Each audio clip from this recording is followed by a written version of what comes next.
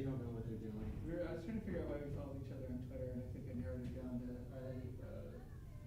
posted some screed about the Breakthrough Ezra, do you Institute want to go in the hall and just watch for folks to direct them in the right door and greet them? Thanks. Wait, but did Jacobin just publish something on? Like literally this week. No, do you know Sean? Yeah. I don't know him personally, but we fund 2A. Oh, you do? Yeah. Oh, Sean's my colleague. Okay. At CUNY. Okay. Two Ed's based out of CUNY School Yeah, of Labor yeah. Studies. Sean is primarily in South Africa now, right? He circulates a little bit. I don't talk to Sean, so Okay. that's out of my program. But some people don't like. I don't just want to make sure we're pro Sean or Sean gets in fights with folks. It's generally great.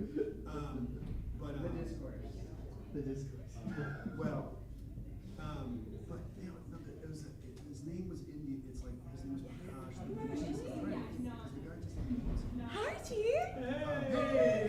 It's so good to see you.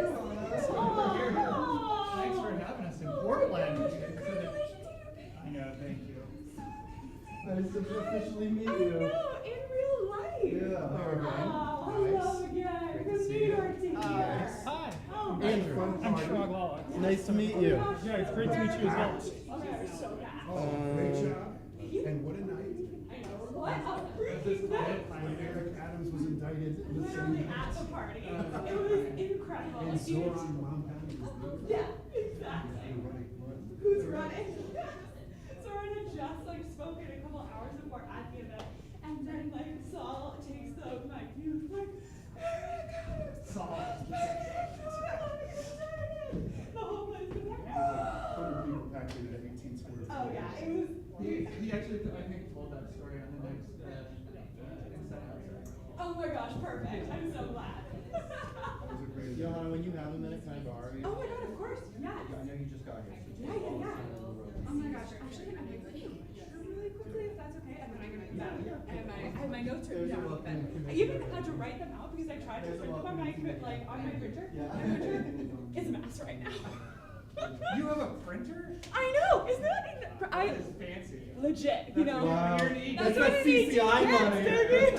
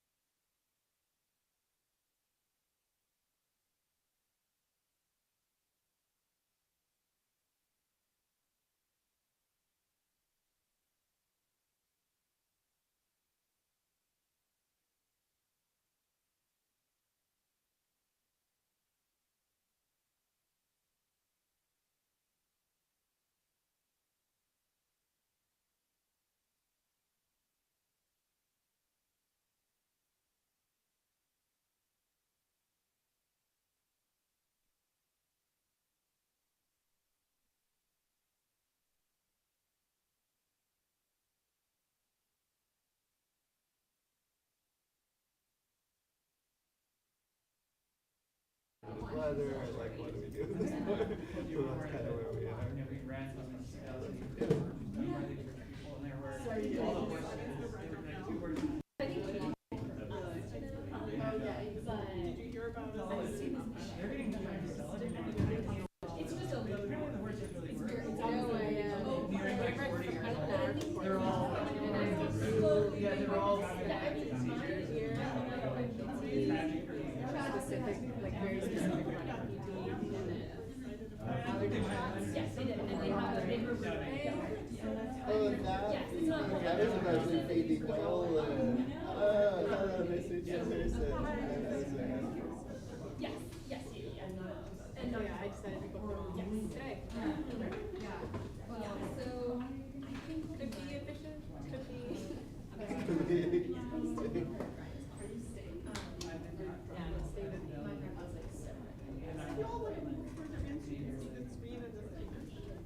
My filming activity is going to Spirit Hall with audio. Yeah, that's We'll just try, yeah, this is like a trial. Are you in the audience? Yeah, let's see. Oh, I thought you were going to say like. Yeah, exactly. What's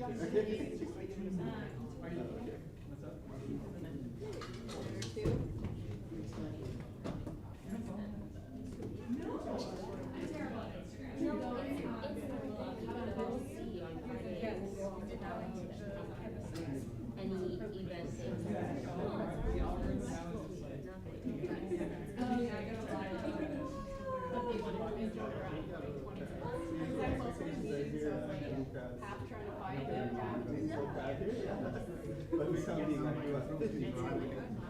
Well, there are currently 50 people online. And many more that will. I don't think there's probably 50 on the line. They never all show up. Are you serious?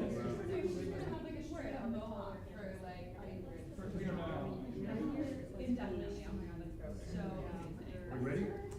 Almost. We're catching up on children. Oh, yeah. That's an important moment. This is recorded. So that's always good to know. For me, it's not. More power to you. Like that But I can At each link, it's like so quick. everything, my day job, so everything we do, like it's better. So like there's a whole range of kinds of comments. Because if things get back to anybody. Close the door.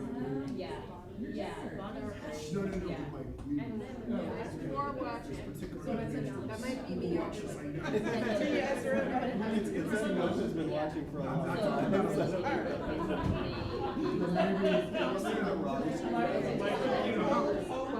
Can you see the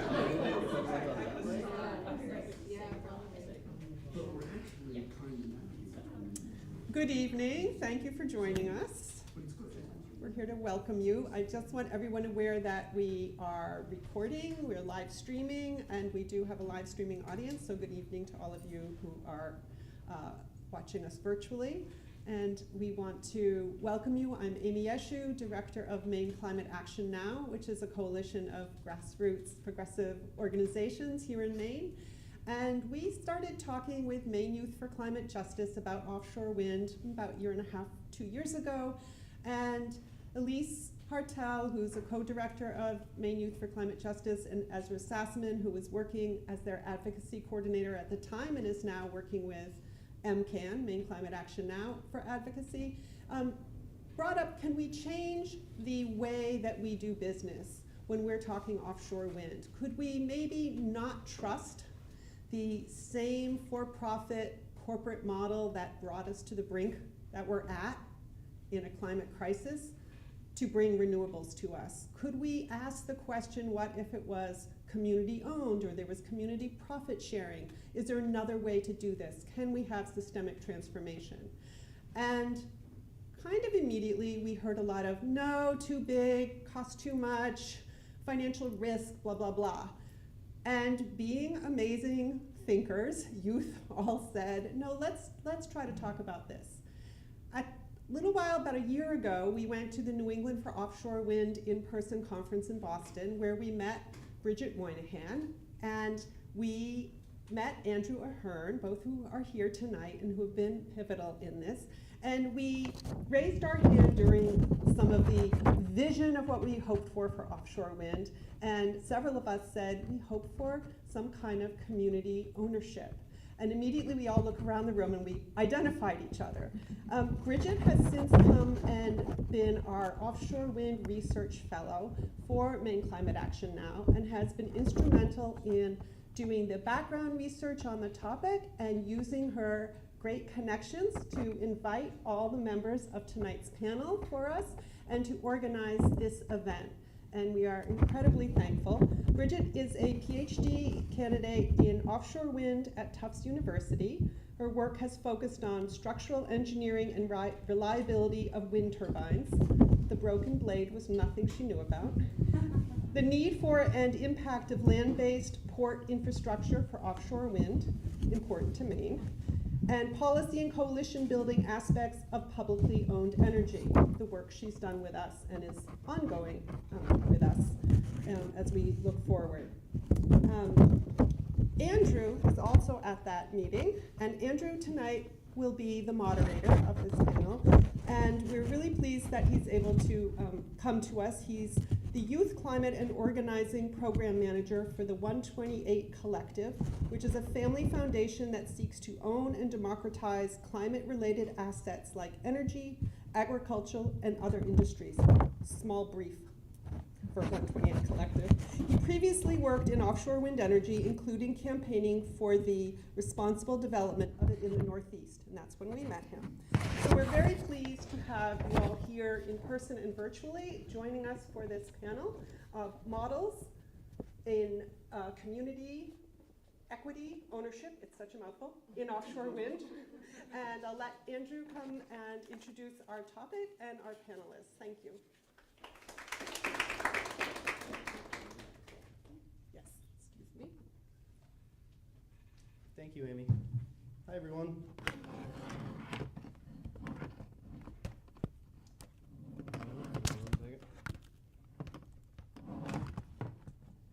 Okay, can everyone hear me all right? Welcome, everyone, to Models for Community Equity Ownership in Offshore Wind, hosted by Maine Youth for Climate Justice and Maine Climate Action Now. I am your moderator for the evening. My name's Andrew Ahern, and I work for the 128 Collective, a climate change philanthropy that seeks to advance the public and democratic ownership of climate assets like energy, agriculture, and other carbon-intensive sectors in order to achieve rapid decarbonization. Today, I am joined by 3 expert panelists who bring their expertise and experience to topics related to offshore wind, energy democracy, and environmental justice. Kendall Dix, in the middle, is the National Policy Director at Taproot Earth, a global climate justice organization headquartered in Slidell, Louisiana. Taproot is building power and cultivating solutions among frontline communities across the U.S. Gulf South, Appalachia, and the global Black diaspora. Kendall focuses on domestic policy related to land, energy, and water. Johanna Bozwa is the Executive Director at the Climate and Community Institute, a climate and economy think tank with a network of 60-plus academics and researchers. Her research focuses on the political economy of energy transitions from utility justice, public power, and fossil fuel wind down. She lives in New Gloucester, Maine. Would other people pronounce Gloucester wrong if they weren't from Massachusetts or something? Okay, cool. And Dr. Michael Menser is Associate Professor of Philosophy and Urban Sustainability at Brooklyn College, CUNY, co-director of the NYC Climate Justice Hub, and a member of Reimagine LIPA, the Long Island Power Authority. He is the author of We Decide, Theories and Cases in Participatory Democracy, and the co-author of Democratizing Public Services with Anne Lestrade. Today, we are here to discuss the politics and possibilities of community and publicly owned offshore wind energy. But before we dive into the potential for everyday people to own the energy they use, it is important for us to have a general understanding of our current ownership structure around energy and electricity and how we might imagine a different kind of economy one that transitions us from our current extractive and exploitive one to an economy centered around common goods in cooperation amongst people who get to collectively decide their futures together. As it stands, most of our energy, whether via generation, distribution, or transmission, is owned by private entities. In the case of electric utilities in the United States, investor-owned utilities provide roughly 40% of electricity to household consumers and customers, and another 40% is provided by independent power providers, including corporations predominantly, with cooperative and public utilities and energy providers providing significantly less, but making up that mix-up.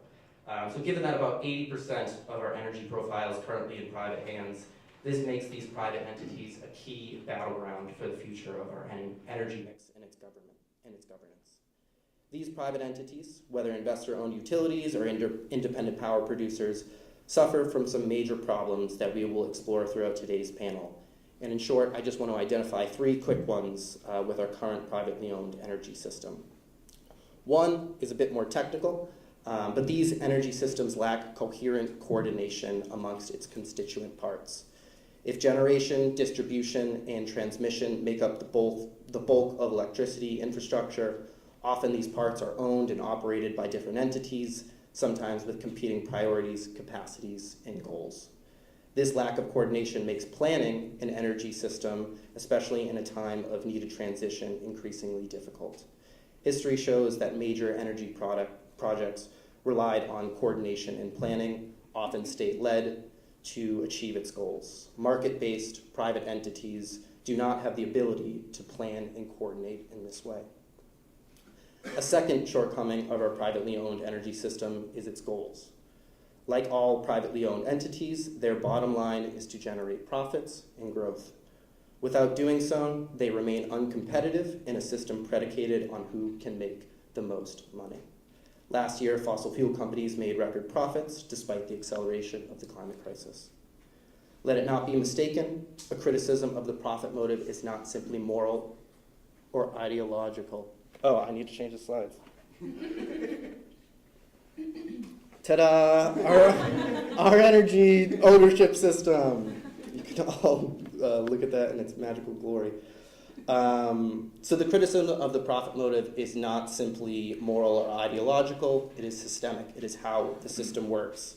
According to the influential book, The Price is Wrong by Brett Christopher shows that comparing the profits of renewable energy to fossil fuels shows that fossil fuels are 2 to 3 times more profitable than renewable energy on average. If these entities thrive on generating profit, then renewable energy will not be a worthy investment. Another actor will have to take its place in one that is not profit-driven.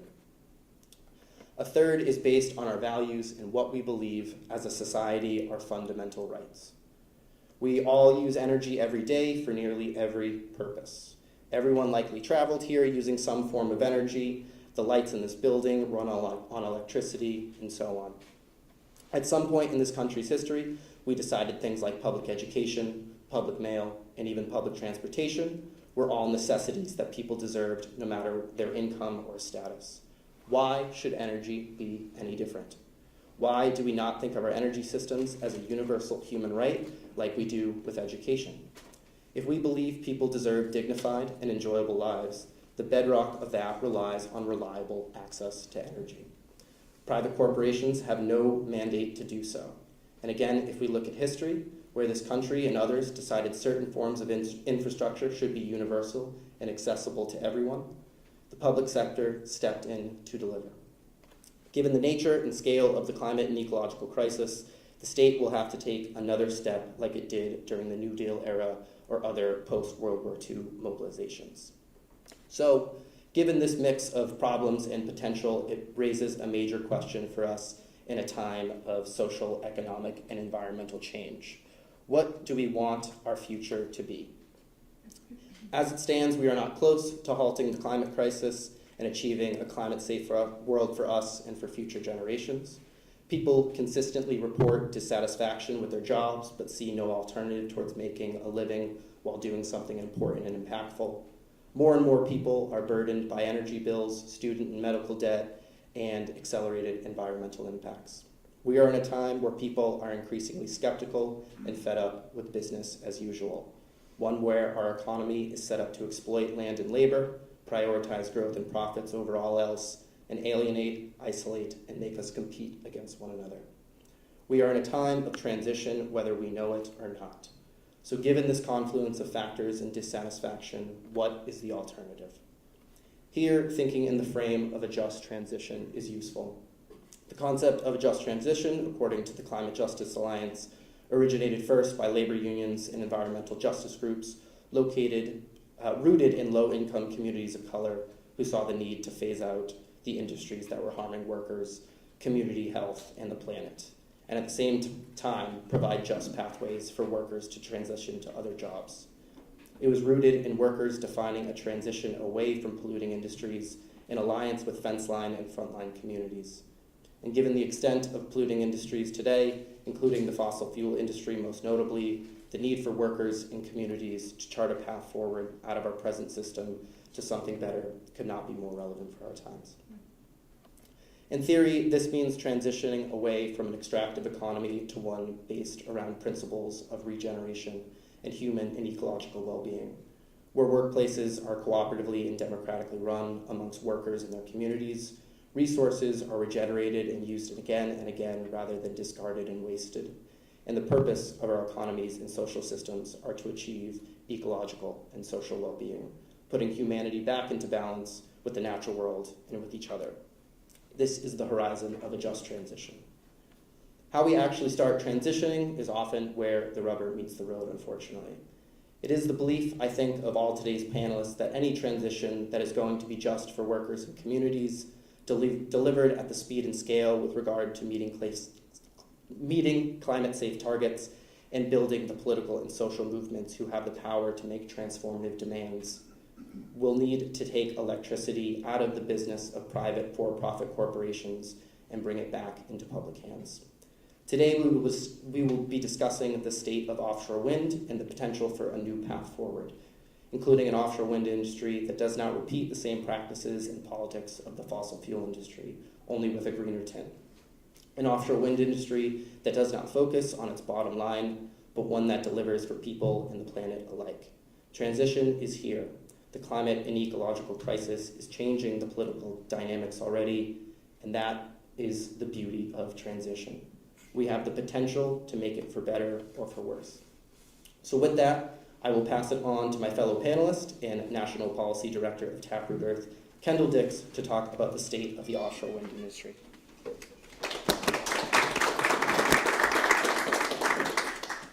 Thank you, Andrew, and thanks to everyone who put this together and for inviting me. Certainly when I was talking to my fellow panelists, I was wondering why the hell was I invited to this. I'm on a panel with two people who are incredibly intelligent, one of which lives in Maine. And as I was sort of thinking about this before I got on the stage, I think I'm really here to talk about the people side of this, because I work for an organization called Taproot Earth that is a global organization, but as Andrew said in the introduction, is based in Slidell, Louisiana. And so we were formed after we used to be called Gulf Coast Center for Law and Policy, which was an organization that was created in the aftermath of Katrina that really kind of focused on disaster recovery, why some people were allowed to recover, why some people weren't. And as the organization continued to grow, especially after the BP drilling disaster, we started to ask ourselves, well, what caused Hurricane Katrina? Why was it so bad? Why, especially after BP, what is this industry that everyone thinks benefits them oftentimes so much, or that they can't imagine transitioning away from? And so the stakes are quite high, I think, for folks in Louisiana. And I promise I'll talk about Maine and I'll talk about offshore wind. But I think it's really important, as Andrew was saying, to understand the system that we have now. And it's again a for-profit system. With absolutely no say from the frontline communities that we're accountable to. And so when I first started my environmental career, which to be honest really wasn't all that long ago, I was in South Louisiana working as a fisheries organizer. And that eventually shifted into me working to stop the petrochemical build out in the place that we call Cancer Alley. And so this is predominantly black communities along the Mississippi River, sited mostly near former plantations where some of their ancestors were kept in bondage. And now this is a place, because of the water, because of the river, because of the deep water ports, that energy production and refinement and export has been heavily concentrated. And the people there are quite poor, and not just in directly around the plants, but the state sort of overall, there's really poor health outcomes. And so people have been thinking a lot about the energy transition. And when you're in the climate world, sort of the way that I am, you start to think a lot about turbines and things like that, and you're not often thinking about the people who are directly impacted. And so I think it's important for me, as I'm thinking about energy policy and things like that, to think about a community that I'm accountable to. And so I still think oftentimes of Cancer Alley, Louisiana, as that place for me. And as Andrew said, if the transition does not benefit frontline communities in places like this, then there is no justice. And that's the whole reason that I got into this work in the first place. And again, we're a global organization thinking about a global problem like climate change, but all of this energy production is localized. It all goes in someplace. There's usually a planning commission involved, depending on where it is. If it's in federal waters,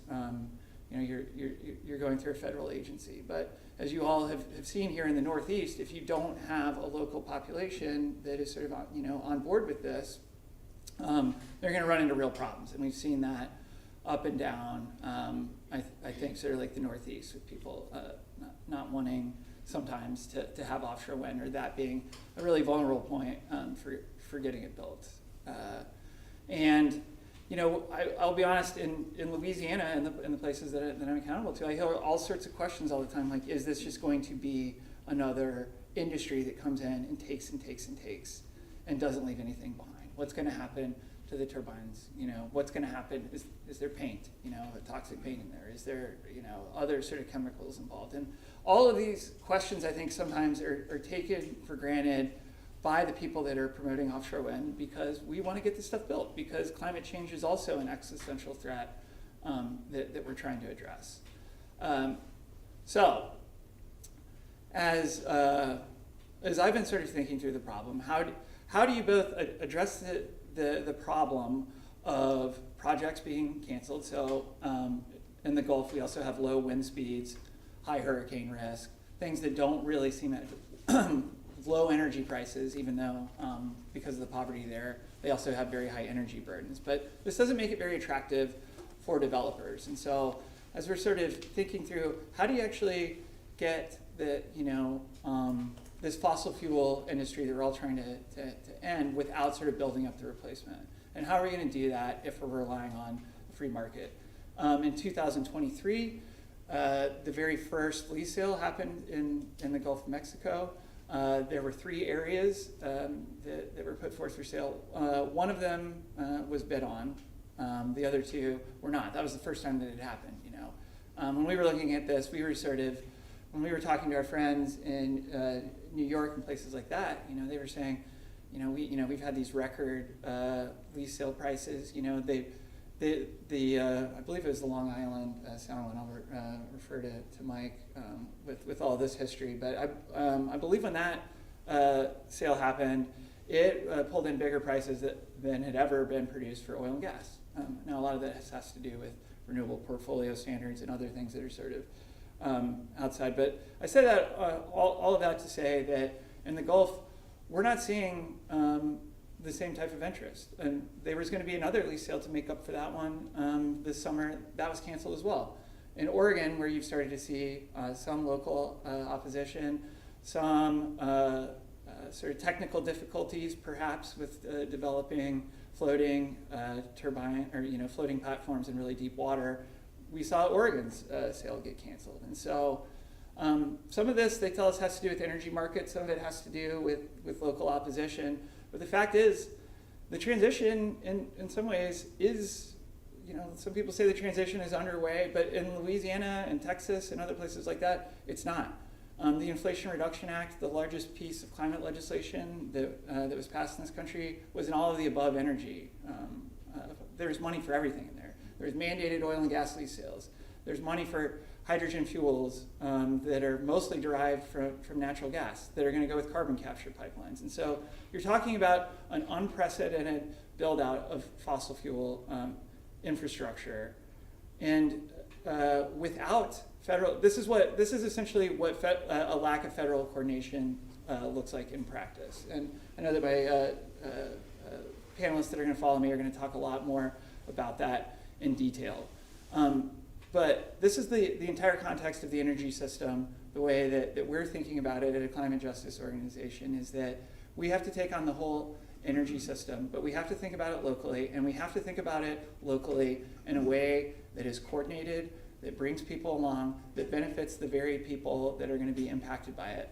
And that's sort of how we, have settled on the, or at least, are exploring the idea of public development is a way to address all of those issues, to overcome market forces, to think about climate equity and environmental justice in terms of who's going to benefit from it, and also in terms of at least approaching something that more resembles a coordinated approach that is going to make sure that fossil fuels are being wound down at the exact same time that new energy systems are being built up. And like I said, there's some people in here who have thought about this and written about it much more eloquently than I ever could. So I'm going to turn it back over to them for that. Thanks.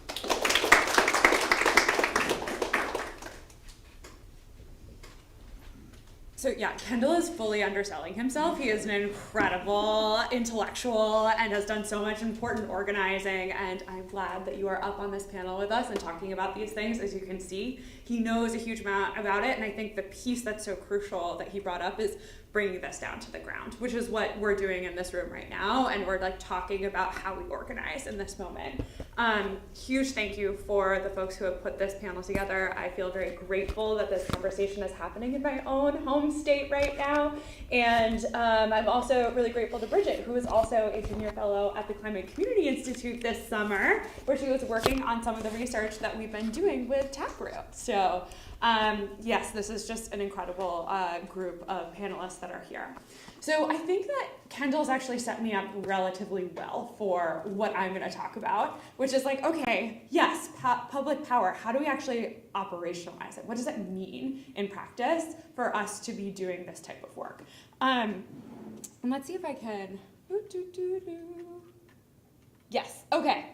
I'm going to talk about basically when we're looking at the offshore wind system, there are a few different problems, structural problems that we're running into in this moment, right? And Kendall has really identified a few of these for us in coming up, but we have this combination of supply chain issues that are happening right now. We have inflation and interest rates that are going up, that are affecting the political or the calculations by companies who are coming in, and we're also seeing communities react to this new type of infrastructure that's coming in to their landscape. So, and also there's just like a sheer scale issue that we're running into when it comes to offshore wind. These are huge pieces of infrastructure. So why are we talking about public ownership in that moment? I think it's because it can actually help to answer some of those questions for us. It can help to resolve some of the problems that are there. And I put 3 reasons up here that start to answer them. 1 is change at scale, 2 is democratic systems, and 3 is community wealth. So when I'm talking about change at scale, I think what public ownership can do is it can think about coordination. That piece that Kendall was talking about. It's not just about one company's one offshore wind project and how they are going to make money off of it. It is about, as a government entity or a public entity, thinking about how these points intersect, right? They are also in charge of, making an economy livable, making sure that people have jobs in the state, that that our ecologies are sound, and that we're resilient to storms that are coming into Maine. So they are just thinking at a scale that is actually more amenable for taking on these big coordination problems like offshore wind. And as a nonprofit in particular, they don't have to be motivated to the same extent by a profit being made. And that's a really important piece when it comes to offshore wind. As we just said, there have been these cancellations that have been happening because the profit isn't there. It's not as high as to make it enticing to companies, as Kendall mentioned. So, there are situations in which eliminating profit motive actually opens up the realm of possibility for us. Second is democratic systems. So by having a stake in these assets, it allows for more opportunities for participation and decision making, especially when the ownership is rooted in the locality itself, right? And I'll be the first to say, some of our democratic systems, they aren't working perfectly, but I think the difference here is that we have a foot in the door. And when we're talking about a corporation, we don't even have that toe, right? And so by being able to have an entity, even if it is flawed in its makeup, it is an option to organize in a way that we don't have when we're talking about a company, other than what we can do between the building a carrot, creating a stick, right? Like that's all we can do when it comes to corporations. When it comes to a public entity, we just have more levers. And then the third is community wealth. One thing that has been identified and that people are reacting to is this big pieces of infrastructure that are coming into their communities. They're trying to understand what is in it for them. And actually, this is an opportunity to build wealth in Maine and in other states and other places and say, actually, you are going to get something from this, potentially. And that can manifest in a lot of different ways. It doesn't just have to be money in your pocket. It can also be restoration of an ecological space. It can be thinking about how that's being reinvested and helping to achieve climate goals. Those are all things that are building community wealth. And we can think in a more, again, expansive way when we're talking about public ownership. So, and last there on community wealth, I think when we're talking about public ownership, again, because they are thinking in that kind of multi-solving way, they also are going to say, okay, well, how do we think about jobs? How do we think about the types of jobs that are being created instead of, again, creating the carrots and the sticks to get the company to give high value and high wage jobs? We can actually integrate that into the mission of a public institution. So, to take Nancy Pelosi's words, is this just the green dream or whatever? I would say no. My dear colleague Thomas Hanna often says, public ownership is as American as apple pie. We, in fact, have a lot of publicly owned assets, but we just don't see them as that because they are kind of integral to how we operate. And in truth, there has been a very big campaign for us to forget what is public and what those public services can give us. That has been this neoliberal economic hegemony. But I'm going to give you a couple of different stories or examples of places where public ownership is operating right now and show the kind of scales that this can operate within. So North Dakota. In North Dakota, there is a statewide bank that has been a public bank that has been operating for a century. In the 1910s, there were a bunch of wheat farmers who were coming up against really predatory financial practices. And they decided to start their own bank to fend them off, fending off the quote-unquote financial pirates. And it started off with farm loans that they provided, but now they do community economic development and have one of the kind of very well-renowned student loan programs that allow so many North Dakotans to go to school with very little debt, which is really, really incredible. And then, just down the road in Boston, we have things like Faneuil Hall. Faneuil Hall is it's one building, but it is a point of community economic development where they have these different vendors that are coming in to buy and sell, but it is hosted by a public entity.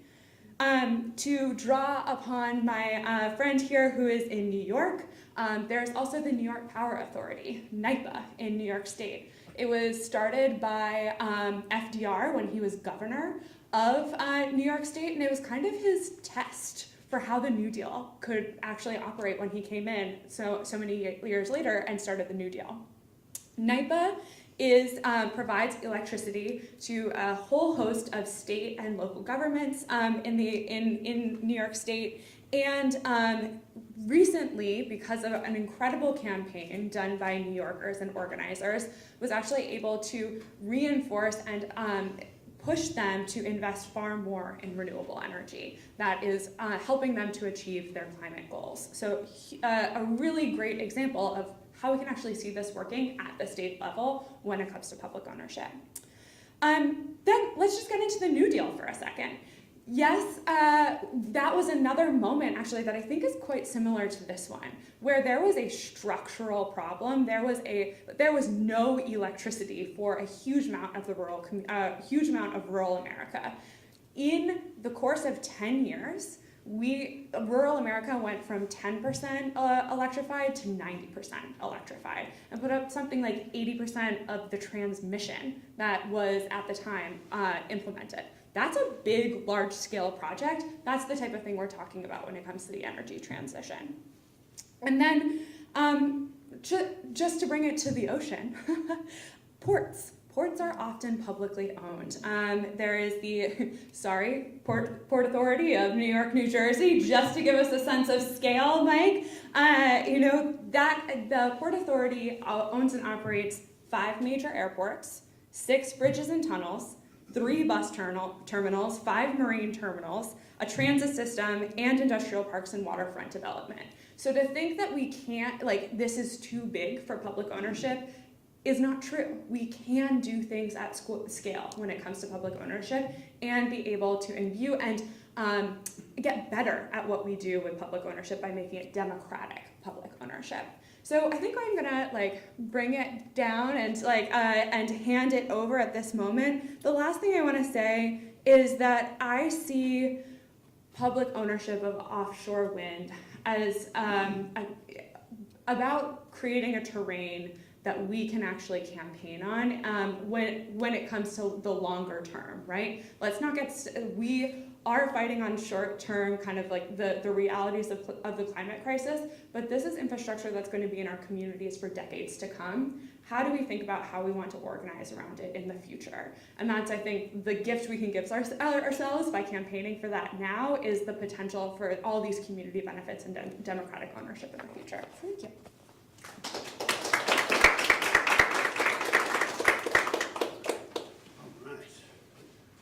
Well, excellent. I'm really happy to follow you on this. First, thanks to Amy and Maine Climate Action for hosting this conversation.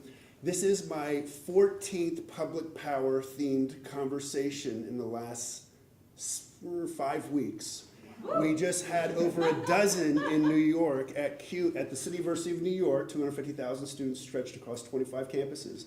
And we had over a dozen that we did across the CUNY system, because the CUNY system, as a classic example of a public good, but one that's underinvested in, is really looking to the New York Power Authority to upgrade its facilities, but also to deliver the generation, the offshore wind, and to renewable energy generation in this moment, to not only convert the system into a renewable one that reduces the emissions that were described as harming folks across the world, but really especially frontline communities, but also to redo the infrastructure of the cities and towns and ports and transportation systems that we need to redo, right? It's all on the table right now. And things are changing right now at these rapid speeds. It's really hard to process. And if we don't have public democratic institutions in general, this is a crisis opportunity moment for democratic public institutions in general, right? This month, next month, from the election to what's happening at the local level on so many different issues to the transition of the energy system. So this is just one example in which we see the need and also can draw upon the past achievements of democratic public ownership to come in to address, like from North Dakota with public banking, you see those fights around community land trusts, around participatory budgeting, the ways that we can influence budgets, worker cooperatives. There's lots and lots of different types of examples. But my task is not to talk about all those. I'm a professor, so you got to watch me right as I go. But my task is to come back to the energy stuff. So here we go. I'm really going to focus in on, okay, it exists. There is public ownership. Ioana's done a great job of laying out some great examples of that. A lot of it does go back to the 1930s when this thing really kicked off by my former governor of FDR in New York State and the New Deal. There were things happening before that too at the municipal level across different states, especially in the upper Midwest and in the Northeast, and in other countries, right? Because other countries are grappling with this as well. And one thing I just want to say as well, when we talk about democratic public ownership, it wasn't just, it was crucially to enable lots of people to have access to this public good, but also to manage the resource in a way that it would not be exhausted in a couple decades, and that's what corporations tend to do, right? Because you want to maximize profits. So when you're looking at hydroelectric power, and you're looking at these, amazing electrical systems, machines, and the water that's required to generate them, there was very early on we're not turning that over to corporations. What are they going to do to these natural resources if they're maximizing for profit? How do we manage these public goods so that we have inclusive access to them, but also we're thinking about biodiversity, we're thinking about ecosystem health, and so on. And so that's also a crucial part of this moment. And there's some really tough decisions and debates that we have to have as we go into this new energy system and the natural resources involved in that. So if we start all the way over at the left, the examples of full public ownership, which often have this at-scale dimension that was mentioned earlier as well. So federal examples, there's the Tennessee Valley Authority, which is multiple states. It's a lot of hydroelectric. It's a lot of nuclear. And it's funded things from the Manhattan Project, also to Muscle Shoals, which is a great music innovation, center of musical innovation. So there's all kinds of things that gets supported by this, right? But it also helped to develop rural farms that were really cut off to having any kind of electricity access and try to improve the health outcomes as well as the economic opportunities for folks. So there's several federal examples of public power ownership, generation, transmission, and there's Bonneville in the Northwest, and there's what are called the 4 power market administrations, which are mostly out west, and there's one that's in the south. And then we can come over to the state-owned. There's Nebraska. You want to mention the New York Power Authority, where I am. There's also the state of Nebraska, and there are state-owned public power utilities that we can draw from experience with them. We've been hearing a lot about the New York one. It's one right now that, because of great work done by a lot of different folks, has enabled it to become a leader in this, and there's a lot of conversation that we could get into more about the nuts and bolts of that. There's also city and county-owned public power generation, transmission, and sometimes distribution. Probably, what do we have? Oh, we have the Long Island Power Authority, where I am, which is a whole discussion. But a different example that I'll give is Los Angeles. So Los Angeles, they have the LA Department of Water and Power. So the same utility actually manages the water system as well as the electric system. And that makes a lot of sense right now, given climate change and the kind of pressures that are on water and electric systems. If you have them cooperating, there's a lot of things you can do to improve resilience as well as sustainability and affordability. There's Chattanooga, there's Sacramento, there's San Antonio, and there's lots of different examples that we can draw from that are public ownership at the city and county level. Now, and some of these, again, have been tasked with development of new generation of renewables. LA has done it. Long Island Power Authority was originally supposed to do the wind, in Pawtucket. That didn't happen. Now we're struggling to get the wind going because, again, we haven't had this public power law until recently to help NYPA take the lead. But another dimension at which this can happen is where there's partial ownership by a utility or some state or federal actor combined with local ownership. Here, the examples tend to be outside of the United States. The closest, I guess, would be Toronto, where there is a wind turbine, which is half owned by the half owned by the water utility and half owned as a cooperative, where individuals are able to have small shares and then a vote on how the system is run. There's also a lot of cooperative ownership and mixed ownership hydro models in Denmark. I think your governor and their contingent was there. Hopefully they were learning about the cooperatives and not just the machines, right? But, well, it's this history. There's this great paper by the Lawrence Berkeley Lab on why are there no wind co-ops in the United States? It was written in 2001. Did you know about this? This is in the bibliography. I know. I'm like, because California had developed a lot of the wind technology several decades ago, and then they learned, the Danes came to California, learned about the wind, and they started to do these cooperatives. So we've kind of missed out on this. Now, interestingly, there's two new wind cooperatives, but they're very tiny. One is Martha's Vineyard, and the other is Block Island. So that's been a situation where a utility has worked with a local community to help them create a co-op. There's tens of thousands of co-ops in the United States. There's a lot of knowledge on how to do that. So that there is literal community ownership. And again, sometimes it can be partnered with another entity, like a utility, to have half, so you get a little bit more capital infusion to be able to develop your resource, to enable you to have more access to capital. So then, on the full private ownership, and of course, because this is the United States, we have a million examples of this. We love private ownership. We love PPPs, the public-private partnerships. But what happens here is that we see a lot of community benefits agreement. So communities are not offered as a partial ownership stake. So I work with Uprose in New York City, which is an environmental justice organization that's a real leader in this space, part of the Climate Justice Alliance.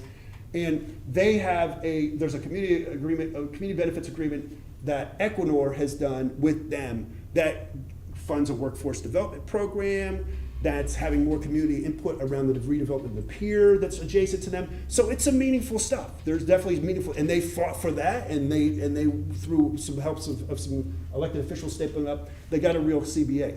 There's a lot of really bad examples of community benefits agreement. However, in the wind space, there have been a lot of very interesting examples where up front the community negotiates with the help of elected officials and some branch of the government to get funding for programs that are meaningful to communities. Again, workforce development. Could be a renewable energy project that the community wants. Bus electrification, truck electrification, decarbonize a particular set of buildings, demand response. Could be something completely different in terms of upgrades to parks, green space, resilience.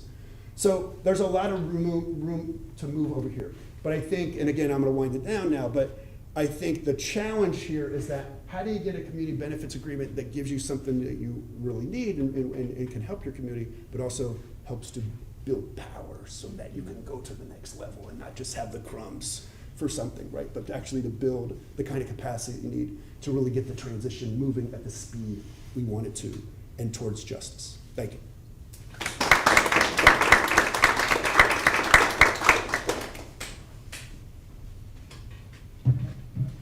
Can we have another round of applause for our panelists, please? Okay. We're going to go into Q&A. I don't know how to work these mics. Oh, maybe I do.